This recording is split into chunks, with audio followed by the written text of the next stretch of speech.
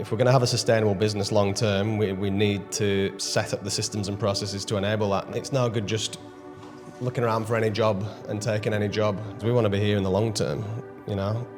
And what we mean by that is, over the years, we've just built up a buffer. This is Paul Dugdale, co-founder of Gentrify, Geelong's premier custom home builder. And on this episode of the Builder and Marketing Podcast, we sat down with him in Melbourne to hear their proven strategies in how they became leaders in the luxury home builder space. And more importantly, how they've been able to sustain quality amidst all the recent worldwide challenges. Jumping right into it, if we could maybe go back first, can you give us a bit of a backstory as to how you got into the building game? When I left school at 16 in the UK, I actually got an apprenticeship with a cement factory as a mechanical maintenance fitter. So I spent 6 years on the tools repairing factory equipment, and then carried on and did university and ended up with a bachelor's in engineering. So I did my engineering degree. And then I moved into project engineering and project management for quite a few years, basically designing and building cement factories in the UK. Yeah. And then moved to Australia in 2006, working for a company called Boral, which I'm sure most people would have heard of, in the cement game as well. Again, managing major projects, moving into asset management and reliability. And then all the way through to National Head of Engineering, Asset Management and Sustainability for one of the biggest food manufacturers in Australia, Simplot, Australia. Okay. Now you have my attention, because how do you go from that to luxury custom homes? That's quite an interesting question. Construction's always been in my DNA, residential too. It's a passion of mine. I just love all things building. My granddad was a builder. That's right, yeah. He was in the Second World War and was captured and became a builder afterwards, and I always looked up to him. And one day, I think it was back in 2014, I was talking to a good friend of mine, Chris, who's now my business partner, and he used to be a carpenter. He was an apprentice, then he was a carpenter, and then he became a site supervisor for a very well-known and reputable luxury custom home builder down in the Geelong region, and he was the supervisor for them at the time. And we just got chatting one day, and I remember saying to him, you know, what do you want to do? What do you want to be? And he wanted to be a builder, and one thing led to another, and one conversation led to another, and we decided, well, why don't we set up a building company? Yeah, right. So we set Gentrify up in 2015, and here we are in 2023. Yeah, well, I'm keen to hear more about that from 2015 to 2023. One thing that I really admire with you is you don't just jump in and just do. I mean, you're not afraid of taking action, but you're very critical with how you think, and you think things through. What were some of the foundations that were very important for you to lay in place when the company started? I mean, it's been quite an interesting journey to get to this point. You know, when we founded the business originally, I was not an operational director. I was a director and a shareholder with Chris, but I was still working at Simplot at that point. Yeah. And I actually only came across to Gentrify full-time 2.5 years ago. I think it was around about September 2020. So we started off really small, and it was really all about establishing the business, get the foundations right, set up systems and process, and be really clear on what you want to do and what you don't want to do. But to be perfectly honest, the strategy and our vision has changed a lot over the years. When we first started off, we talk about seagulls, you know, use that analogy. We were like seagulls, you know, like we'll take any job. Take any. You stand up a business and all of a sudden you've got overhead, you've got costs, you've got carpenters. I think that'll resonate with a lot of builders, that seagull approach. I've never heard that analogy described like that. That's really, really clear. It paints a very clear picture. I think of Nemo. Mine. But for those listening to this that might be unaware, they're maybe newer builders, what are some of the big problems that come with that approach? Well, the seagull definitely ate a few rotten chips along the way. And I'm going to use, that was a saying Chris once said that made me laugh, so I thought I'd just repeat that. Yeah. The problem with that is you don't know who you are and what you're trying to achieve, like what's the goal here. So it's no good just looking around for any job and taking any job. So that's one thing we would definitely do differently if we were to do this again. If we were to stand up a new company, it would be done very differently to what it was at the time. And it would be a lot more along the lines of what we're doing now, which is have a very, very clear strategy. Okay. Be very clear about who you are, what do you stand for, what don't you stand for, what do you want to be known for, and then and then build a plan to get there. So what are the strategic imperatives that you're going to put in place and the actions to then support those imperatives to deliver on your vision and attract the ideal client and the ideal project. At what stage did you, because like you said there, you didn't start out with all that in place. Was there a crucial point where you realised, hang on a sec, why is it not coming together, or we need to stop and get clear on all these things, and what maybe caused that point in time? Was there a big thing, or it just was an accumulation? It was a few things. I mean, when we first started out, we were operating in Melbourne and Geelong, and the reason we straddled the two is because there was conversations early on about moving the business to Melbourne. Okay. However, circumstances changed and we decided that wasn't going to be the case. So what we decided was focus on Geelong region and the Bellarine, tighten up the geographic build zone, and then put a strategy in place. But I think one of the key shifts that we made was when I came across in 2020, because all of a sudden you've introduced another employee, another amount of overhead that needs to be recovered. And so obviously I've got a fairly clear vision of where I wanted to take the business, and that's where Chris and I obviously had to discuss that and align, right? Because at the beginning, I think it's fair to say that we weren't 100% aligned, and that's one of the challenges of having a business partner. But we worked through it collaboratively and found the common ground, and that's key. Like if you're going to have a business partner, you have to listen to each other and try and find that common ground. And if you can't find the common ground, it's not going to work. So that's one thing that we did very early on, and worked through that. And then in order to get to the vision, like you have to have a plan. Yeah. So coming out of like global businesses and in senior roles, I'm really used to having a corporate strategy and then having a plan to get there, and very robust systems and processes to get there. So now you remind me about I remember discussing that as a team, because that was very new to us in terms of the builders we work with. When we started chatting back in 2020, was you're like, we have a strategy, and then you sent it through to me, and I was like, holy moly, like the detail on this strategy and everything was line item and then broken down, and not many people have spent the time doing that. So you had that, but you didn't have that day one. No, not back in 2015. But we produced it very quickly. As soon as I came on board full time, that's one of the very first things that we did. Because this is real. We've got to, if we're going to have a sustainable business long term, we need to set up the systems and processes to enable that. Now, if you're a really small builder, maybe not quite as critical. But once you start building multiple projects at once, and you've got a couple of supervisors and a construction manager and an estimator, all of a sudden you've got a pretty big business and a lot to manage, and you can't manage a larger business. I'm not saying we're a big business at all, but you can't manage effectively a larger business without having systems and processes in place. You need to ensure that all of your staff have all the information they need when they need it at the fingertips. None of this information's power, keeping it close to your chest. Give the guys the information they need, give them the systems, give them the processes. How do we manage a builder requested variation? How do we manage a client requested variation?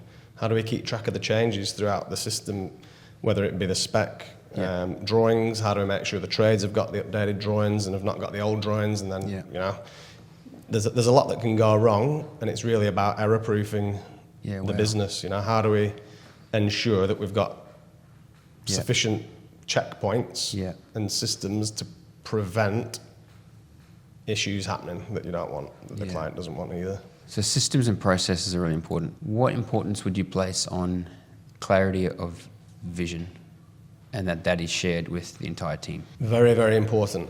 Okay. It starts at the top. So for Chris and I, we have to get clear on the vision. But what we did is we roughed in a strategy, and it was a strategy on a page. Because strategies are only any good if you actually convert them to action. There's no point just creating something that sits there and looks nice on a PDF or on on a board somewhere. It's about the actions that flow from the strategy. So strategy comes down and actions come up. So we socialised the strategy, and with the team, we brought them into the office, had it up on the screen, workshopped it together. And that's how you get the buy-in from the team as well. Hey, this is what we think. What do you guys think? How can we make this better? So what Chris and I first put together isn't what we ended up with. Okay. And that's a critical point. Because you had the team's input as well. Absolutely. Yeah, it's huge. If you haven't got the buy-in of the team, nothing will happen. If they don't buy into it and don't believe in it, it's just words on a page. So, and then you got to keep referring back to it. So for us, it's really around, client experience. What are we doing to make client experience better? What are we doing around relentless cost and efficiency focus? It's no good for anyone if we've got projects going over budget. That's how builders go broke, and then that's bad for the client as well. Sustainable growth, what does that look like? Building capability in the team. So we had, I think it was about 5 pillars, strategic pillars. And underneath each of those, we had actions to deliver on the strategy, if that makes sense. Then you got to implement them. And then you've got to track them. So for example, one of the actions was to engage Bizvideo to help us build the Gentrify brand. Right. Tell me more about that, please. That is exactly that's why I sent you the strategy, because Bizvideo was one of the actions to deliver on one of those pillars to deliver the ultimate vision. So it's no accident that we rang you, JP. I love that. And what was it about us that appealed to you, that fitted what you were trying to achieve? That's a good question. I mean, I saw you and started sharing your posts on Facebook a few years ago now. And I watched for ages. And I didn't take action for a long time, and because I was a little bit hesitant, because we're a newish business, and that's a massive investment for us. It was at the time. After watching your socials and researching you a bit, I started to feel like, you really knew what you're doing. You're targeting builders. It's about the story, and so you started building trust with me without even realising it, because your strategy was working. Build trust. So eventually, I called you up and we had a chat, didn't we?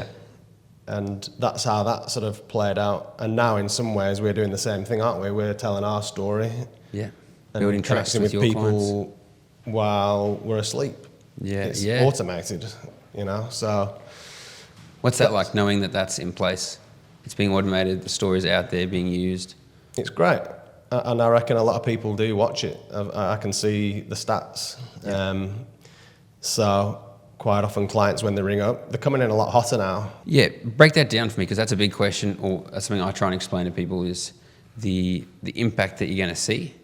What from since the story was implemented, what shift did you begin to see? It was a combination of things that led to it. It was the story itself, but then we pushed it through the socials. We sponsored that, put it on the email signatures. We had a multitude of mechanisms to getting that story out there, and all the sub videos too.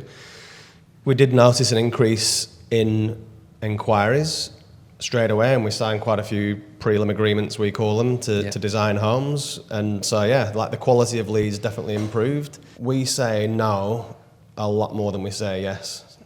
How important is that? You've got the mid to high, and then you've got the real high end stuff, and we're in that mid to high space. So there are less projects out there in that space, but we still got to hold true to what we're all about, and what we aren't about as well. So a lot of the smaller renovations and cosmetic renovations, it's not to say we couldn't do that. By virtue of the way that our business model's set up, it wouldn't be sustainable for us to be doing those kind of projects. We'd have to be doing so many of them that it wouldn't make sense. So what we do is politely say no, and then where we can refer to another builder that might be a good fit. I was going to ask about that, because that's something that we try and help a lot of our builders with, is it can be new to them, is the saying no. and so giving them a system or a framework to use to do that.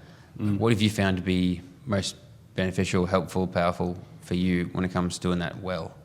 To say no. To say no. How do you say no well? So, firstly, I mean, I'm not saying my way is the perfect way. It's a little bit of an art, isn't it? You know, it's psychology, and all potential clients are different. Everyone's different. So I firstly thank them for their inquiry and let them know that I really appreciate that they've thought about us and considered us for their project, and then just politely say that, look, we don't believe that we're the right fit for your particular project. And I might sometimes elaborate as to why. I might just say that we specialise in mid to high-end custom homes and like the major extensions and renos. However, you might consider trying this builder who, from what we understand, does specialise in your type of project. And so you're not just dropping a dead bird at the feet, so to speak. You're giving them another option or an alternative. And they usually, if you do that, more often than not, they're really thankful, the potential clients. They appreciate that you got back to them rather than just ignoring them. And that other builder or builders that you refer to, you have a relationship at all No, with them? Have you ever thought about that? That could be a passive income stream right there. But no, we haven't. We have this sort of what we call an abundance mindset. So there's plenty to go around. We don't need to be clipping tickets. For us, it's about the client. You've got to put the client at the centre of everything. And if another builder picks up a job because of our marketing, great. Okay. We like to see other builders succeed as well and not be. That's good. That's really, really good. You talked earlier about the people that are coming to you. Your prospective clients are coming to you a lot hotter. How do you measure that? I'll just put a thermometer in the mouth and then put it in a spreadsheet and then trend it over time. No, it's just the language or behaviour that you pick up. Yeah. So sometimes clients will just be like, you just know they've already picked you as the builder. Yeah. And you don't feel you have to do as much of the conversations that we would have had to do in the past, where the whole getting to know you thing. So we'll ask plenty of questions of the client to get to know them. Yeah. But you get the feeling that they know you already, and it might be a referral. Quite a lot of our projects are from the back of word of mouth, to be honest. But a lot of clients or leads that come in might, because we often ask them in a questionnaire. Every client that comes in, there's like a very brief questionnaire, like a qualifying questionnaire that we send out to gather important information about what they want to do, what the budget is, have they built before, what documentation have you got, where did you hear about us? Yeah. So we can see, is it Google, is it Facebook, is it Insta, is it word of mouth? So, it just, straight away you're almost talking about, the project versus them qualifying you as much. You're trying to sell yourself. Yeah, it goes both ways, right? Clients qualify the builder, but importantly, we qualify the client. That's very important. And so, do we think this is the right client for us? Do we think this is the right project for us? We're learning every day. Like, you got to learn from your previous experiences, like the old seagull, Yeah. We're more like eagles now. We don't just go around picking up dodgy chips. Can be a bit more selective about our diet. Nice. I like that. So you're a healthy eagle. Healthy eagle. We're a quite healthy eagle, yeah. I mean, the food sources vary depending on the time. At the moment, we are seeing a shift in inquiry, but also... Talk to me about that. What shift are you seeing? A lot of builders out there want to go, what are you seeing? What are you hearing? And depending on the market, depending on how much they open their eyes, how much they listen to, where they get the information from, they're seeing different things. What have you been seeing over the last little while? What shift are you seeing? Like many builders, we found COVID very, very challenging. Okay. We're in Victoria, where we had the longest lockdowns in the world. Yeah.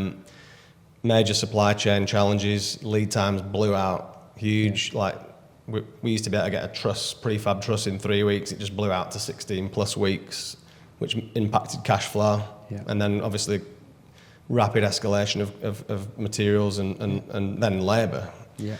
So very, very challenging times. Then we get out of COVID. We feel like we've beating our way through the jungle, come out all scratched, and we're on the beach. Except now we're back in the jungle again a little bit because whilst the supply chain issues have been somewhat alleviated for the most part and prices have stabilised, labour is now more challenging than it was. Okay. And what do you think is causing that? Pardon? What do you think the biggest cause is of that? Just supply and demand. You know, certain trades, we were finding it challenging for a while there to get good quality carpenters. We've sold for that. We've got an internal gang. We run 3 internal gangs of carpenters, Gentrify employees. Wow. Plus a number of trusted subcontractors. Yeah. The subcontractors were very, very busy, so it was just hard to secure good quality carpenters. There's plenty of carpenters out there, but they don't all meet our standard in terms of quality, which is critical. Bricklayers, also quite challenging in our area. So that's largely under control now, but it's more, what we're seeing now, of course, is we've had a rapid cost escalation for building houses. Yeah. You know, potentially around 30% in the last 18 months, 2 years. So that's challenging for clients because now they've got to find more money to build a house that they want to build. Yeah. And then you compound that with the fact that interest rates have gone up. Mm-hmm. What have they? They've pretty much doubled in the last 12 months. So now they're paying twice as much money for a house that's costing them more. Yeah. So budgets are massively under pressure, and I don't mind saying that we've had some deals fall over recently as a direct result of that. Yeah. Affordability is very challenging for people at the moment. So we are seeing a slight dip in inquiry, but also contracts going to site. But it's also, if you take the big picture view, which I always do, and I don't really pay too much attention to mass media? No. To sensationalist news media. You know, the media are paid to sell newspapers and scare people, and you know. Yeah.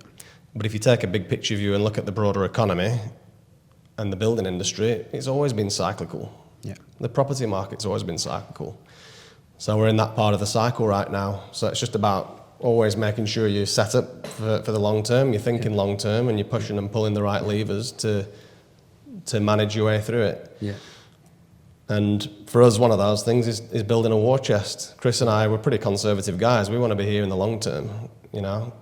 And what we mean by that is, over the years, we've just built up a buffer, and we try and keep it ideally sort of 10 or 12 months of fixed cost and overhead in the bank to ride out tough times.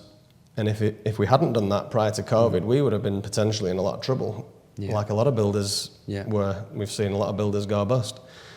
So it's really about, you know, managing for the short, medium and long term, and having the right mindset in place and be looking further out all the time. Mindset is a big one, and that's one thing I really like with your mindset. You're very, maybe it's the engineering background, very logical thinking, looking at the right information, so looking at the source of information and then assessing it from there. I feel like you're a glass half full kind of guy. Just the way you talk, it's the value, it's not the cost. A lot of builders I've heard describe that with the price increases and interest rate increases, the way they describe the outcome of that being, well, they're now getting a lot less for their money. Whereas the way you just said it was, they're now not able to quite get that. I'll have to go back and listen to that, what you said there. The way you said it had nothing to do with focusing on the missing out or losing anything. It was more like, we're now just going to be getting something differently. Or different to what maybe those expectations were originally. Yeah. How important is having the right mindset to you and your team? Critical. So that was tested to the max over COVID, because we were getting hit with every single day. It was some more bad news coming in, and I'm a pretty resilient person, and so is Chris. Yeah. We were tested to our limit, you know. Phone call, we were cut loose by our trust supplier that we've been working with for years, who decided that we've got no timber, we're just going to focus on our top 5 builders, volume builders. We were cut loose during COVID when we've got houses under construction. Wow. we're ringing around Yeah. suppliers, and we're getting nowhere fast. And you can imagine the stresses involved in that. Now, we did manage to secure supply, and we've got supply now, but it's a moving feast. Okay. Then we'd have massive delays. We'd hear that the trusses are now going to take 16 weeks, and you frame all the walls, and you're ready to put the trusses on. They're supposed to be here next week on Wednesday. You want to get the trusses on so you can put your frame claim in, because you've had some cash flow challenges throughout the whole COVID period. And then you get a phone call saying the trusses have been delayed 6 weeks. So all of a sudden you recut your numbers and cash flow that out, and you can see the dip that you thought you were going through is now got a lot deeper. Yeah. So then you're starting to push and pull other levers to resolve it. So I'm a big believer in focus on what you can control, and Chris and I did that, and the team, and only worry about the things you can control. Yeah. But it's easy to say that, because when things are happening that are outside of your control, that have the potential to totally destroy your business, that's when stress becomes anxiety, and then that's when the sleepless nights start. So how do you keep a level head amongst that, and not just start freaking out? And I'll put my Lycra on at 5:30 in the morning, and then chewed bar tape for an hour and a half. I remember seeing that on Strava. Up and down. Pablo. Sweated it out on the bike. Yeah. That was one thing I did. I think it's just about trying to maintain perspective. Yeah. You know, talking to you. So my wife, Kat, absolutely. Without her, that it would have been. You know, I don't know how you get through something like that on your own. Just having someone there to bounce things off. This is what's happening, helping you get perspective. Because it's hard to maintain perspective when something like that happens. Your mind, has a your funny way of... your mindset and thinking can change. It was talking with Chris, my business partner. Yeah. You know, my dad. It's your network. Yeah. Talking to other people. What are you doing? You know, I'm on a few different groups on Facebook. Yeah.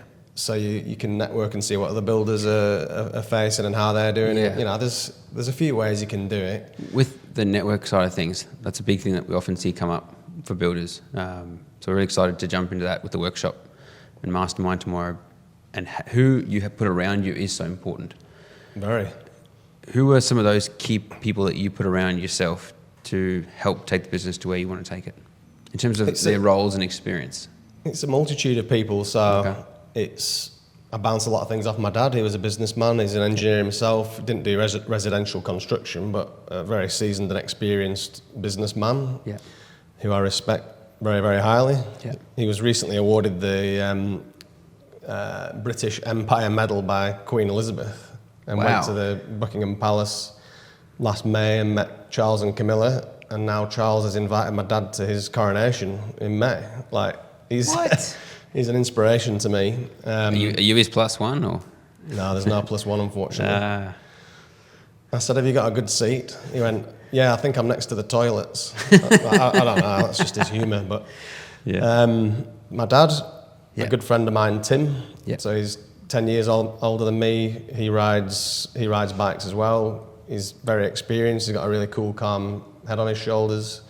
And so I confide in him a lot for things like that, and it just helps me get perspective. Yeah. Talking to Chris, making sure we're aligned there, and then doing a lot of reading too. Just keep educating yourself every day. It's all about, it's just mindset is key. Yeah. And just don't be afraid to get it off your chest, and try and compartmentalise work versus family time. I had a propensity to, you check your phone, you check your email, and you never switch off. That's not healthy, and I was doing that a lot. Okay. So started spending a lot more time just compartmentalising work from home. Yeah. Doing stuff with the kids, riding bikes, going out on the beach, just stop and smell the roses a little bit. Okay. Because, as the saying goes, this too shall pass. You just got to remember that. What was that saying? This too shall pass. Right. I didn't coin the phrase. I don't know who did, but a lot of the philosophical quotes do help you get through sometimes. Yeah. But it's keeping the glass half full, positive mindset. Yeah. Be an optimist. Yeah. What's the point in being a pessimist? You're not going to get there, are you? Yeah, that is so true. It's like the situation is what it is, and you said this too shall pass. So you can either have a positive mindset about it, which will help you look for the opportunities, or if you have a negative mindset, you're just going to be dragging through mud. It was hard to. I will say it was not easy to keep a positive mindset, and there was a point in time last year when it was just the absolute peak stress. Yeah. Where, I was struggling to keep a positive mindset, and we came through it. Yeah. And now I'm in a really good place. Yeah. But I think Chris and I, and probably, I would imagine a lot of builders went through exactly what we went through. Yeah. And I don't know if really a lot of clients and people on the internet, because you see a lot of, it's quite disappointing actually. Like when you read the comments in Facebook, because builders were falling over left, right and centre. Yeah. And every time I saw that, I was like, you just imagine what those people are going through. Yeah. They put everything on the line, and then you go into the Facebook comments, and people are just like, you have to sell your jet ski, or you have to, and just lots of negative comments, and that's part of the problem in the industry, I reckon, and it's about one of the reasons we're trying to build trust, because builders aren't out there to rip you off. Well, I would imagine the vast majority of builders don't want to rip you off, but there's a perception out there that that's what builders do. And of course, there's a massive impact on a client if their builder goes broke. Yeah. Like, that's horrible. But equally, it's very horrible, and equally horrible, you could say, for the builder who's now lost his livelihood or her livelihood, and liquidators are liquidating the houses, and you're bankrupt and starting again. So yeah, that's rough. One thing I want to dive in with you with that strategy we were talking about earlier, very detailed.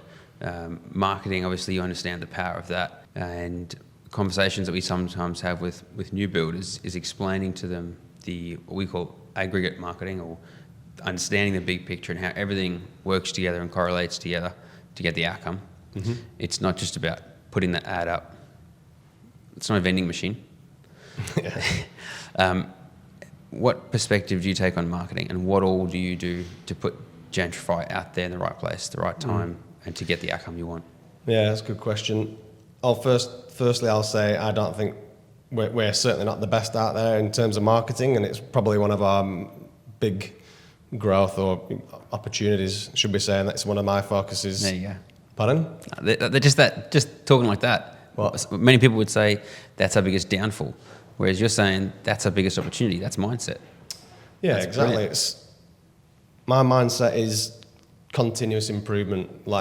Just the lens. It's the lens that you look through. So when I look through a building site or look at any business, I'm looking at how it can be improved. Yeah. Whatever it may be. Yeah.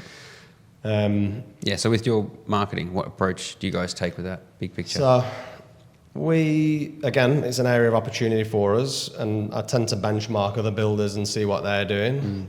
I'm a big fan of Greer, I don't mind saying. I think those guys are killing it, and I really, really respect what they're doing and the risks they've taken and the marketing they do. They do a really good job. We need to probably do more of that. So in terms of the holistic marketing strategy, I'm a big believer in online. Yeah. More so than paper-based, but it is about a multi-pronged approach. Yeah. So what are all those prongs? Those prongs for us are website. I think that's one of your biggest assets. As a builder at least, people want to see the work you've done. Yeah. They're going to research you, so you need to give them information where they can do that. I think website's critical. Make sure that it's clear, it's concise, what your service offering is, what your point of difference is. Yeah. Who's in your team, and also, and critically, past and current projects. So that's one. We focus on site signage as well, so we tend to use a bit of a direct market response there, looking for a quality custom builder. So it's a question that people then subconsciously answer in their head. So it's question, call to action. Yeah. And usually there'll be a 3D render of the house that we're building on there as well. That's cool. So people can visualize the house that's going to be built before we've built it. So rather than waiting all the way till the end of the project to take pictures, technology now allows you to produce 3D renders that look, you wouldn't even tell the difference. So our utes, make sure the utes are all badged up. Yep. And so when you're cruising around, we get a lot of inquiry just from the utes. Yeah. Oh, how did you hear about us? Oh, I saw your ute. Cool. That was worth the investment. This is something I find interesting. So, for example, how many utes vehicles do you have branded on the road? We've got 3 utes branded. Yeah. We've got 1 that isn't branded because it's just not been done yet. That's about to be done. And then we've got another 2 on the way. Yeah. All Ford Ranger Wild Tracks, and that's part of our staff attraction and retention strategy. Mm-hmm. If all of our supervisors have a super clean vehicle. Ford Wild Track, so that's your tool of trade vehicle, and they love that. I think that's cool, and it's interesting hearing you talk about marketing. You have such a good understanding and grasp on it. It's funny how people can make that comment. When you have this multi-pronged approach, they feel like they see you everywhere. Even though, and they might say, oh yeah, I've been seeing your vehicles everywhere. And they might see it once, twice, but then they're also seeing the video online, they're seeing the newsletters come through, they're seeing posts, whatever, everything. Yeah. Brand, site signage. And then, but in their minds, oh yeah, I saw your vehicle. And that's it. I should mention as well, Facebook and Insta. It's critical, especially if you're a builder, to have, especially Insta, but Facebook as well. Yeah. I know a lot of the younger generation are moving on to other platforms because the parents are on Facebook and they want to be on a different one. But a lot of our clients are on Facebook because they're 30s, 40s, 50s. Yeah. So yeah, there's lots of different ways to do it. And I think to your earlier point about they see you everywhere, I think it's it takes someone a long time to decide that they're ready to build. Yeah. So for us, a lot of our marketing's not necessarily targeting the people that are ready to buy today. We try to do that, of course, but it's starting to build a relationship and plant the seed with the people that are starting to think about building, and they start following you for a while. And it might take them 12 months before they actually decide, right, I'm going to build now. And when they think builder, they think Gentrify. Yeah. And then they come in for a chat. Awesome. Paul, big thank you. Thank you very much for coming in today and sharing all that. I think that's going to be an immense amount of knowledge for other guys. So thank you. Thank you. Thanks for having me.